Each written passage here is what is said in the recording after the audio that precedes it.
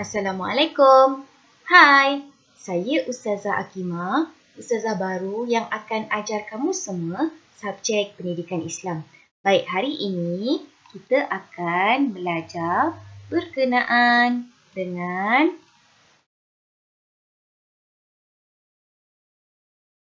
tajuk Rehlah Merehatkan Minda. Rehlah Merehatkan Minda. Baik, kita teruskan. Anak-anak pernah dengar tak berkenaan dengan rehlah ini?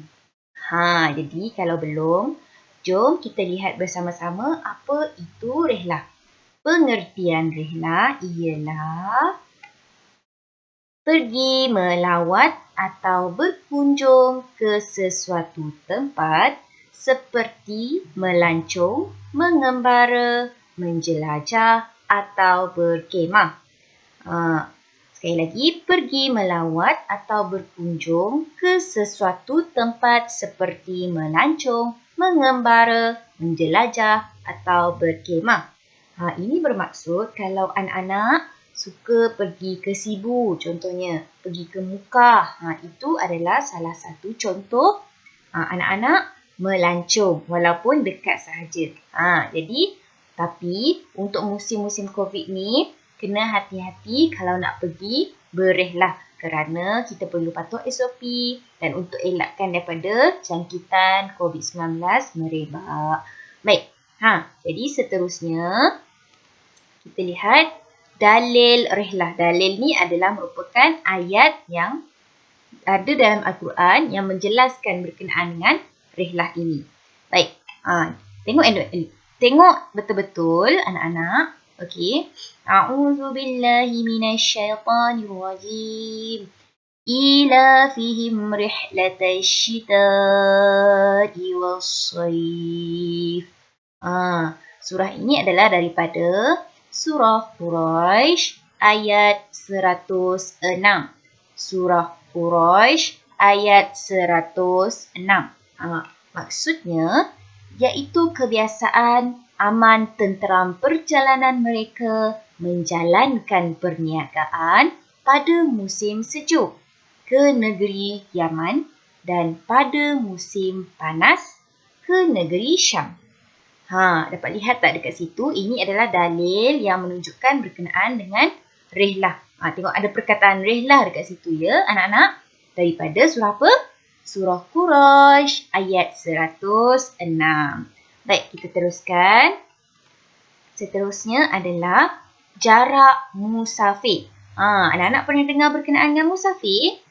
Musafir ni adalah orang yang sedang berada dalam keadaan dia tengah rehlah ataupun tengah melancong, tengah berjalan-jalan. Itulah dia adalah orang yang bermusafir ataupun digelar sebagai musafir. Jadi, untuk seseorang digelar sebagai musafir, ada jarak tertentu. Bukannya hanya jalan-jalan saja, hanya melancong sahaja. Kita lihat berapa jauhkah jarak untuk kita layak sebagai digelar sebagai musafir. 1 kilometer ke 2 kilometer, kita lihat. Baik, ini dia jarak perjalanan sejauh 2 marhalah. Kira-kira 91 kilometer dikira sebagai musafir. Maksudnya, siapa-siapa yang digelar sebagai musafir, dia akan berjalan sejauh 2 marhalah ataupun kira-kira 91 kilometer. Itulah dia jarak kejauhan untuk seorang untuk digelar sebagai musafir. Contohnya macam Matu ke Kuching. Lebih kurang macam itulah perjalanan dia. Okey. Dan seterusnya adalah adab rehlah. Adab rehlah. Masa kita berehlah tu kita kena ada adab. Baik, yang pertama, berniat kerana Allah agar perjalanan menjadi ibadah. Ini kita dapat lihat. Setiap apa-apa yang kita lakukan, kita perlu niatkan kerana Allah. Supaya kita dapat pahala juga kat situ. InsyaAllah. Baik, seterusnya, memulakan perjalanan rehlah dengan menunaikan solat sunat musafir dan berdoa. Ini maksudnya sebelum kita memulakan rehlah, kita perlu solat, dan berdoa supaya kita sentiasa berada dalam rahmat Allah dan urusan kita semua akan menjadi mudah pada hari tersebut, insya-Allah. Baik, seterusnya yang ketiga adalah memilih tempat yang bersesuaian dan tiada unsur larangan Allah. Ini maksudnya anak-anak pergi berihlah, pergi melancong ke tempat yang elok. Jangan ada unsur maksiat. Contohnya ada macam pusat karaoke contohnya. Jadi elakkan pergi ke tempat-tempat yang ada unsur maksiat sebegitu. Itulah dia adab kita semasa berihlah supaya kita sentiasa diberkati oleh Allah Subhanahu Wa Taala. Baik, seterusnya adalah yang keempat, menutup aurat dengan sempurna supaya maruah terpelihara. Ini maksudnya kita apabila berihlah, kita tak lupa kewajipan kita untuk menutup aurat. Jadi ingat, kita sebagai menutup aurat, lelaki baik pun perempuan. Itu kita perlu faham.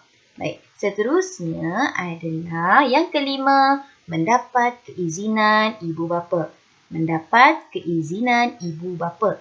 Jadi walaupun dah berumur 12 tahun, dah menganjak ke dunia remaja, tapi anak-anak perlu faham bahawa setiap apa yang kita lakukan perlu mendapatkan keizinan daripada ibu bapa supaya ibu bapa tak risau dengan kita. Jadi itulah pentingnya kita untuk mendapatkan keizinan ibu bapa ini. Baik, seterusnya adalah yang keenam, menjaga mata, telinga dan fikiran dengan mengagungkan keindahan ciptaan Allah. Jadi, lihat dekat sini. Apabila kita berihlah, kita dapat melihat keindahan ciptaan Allah dan dekat situ ungkaplah ungkapan subhanallah, masya Allah.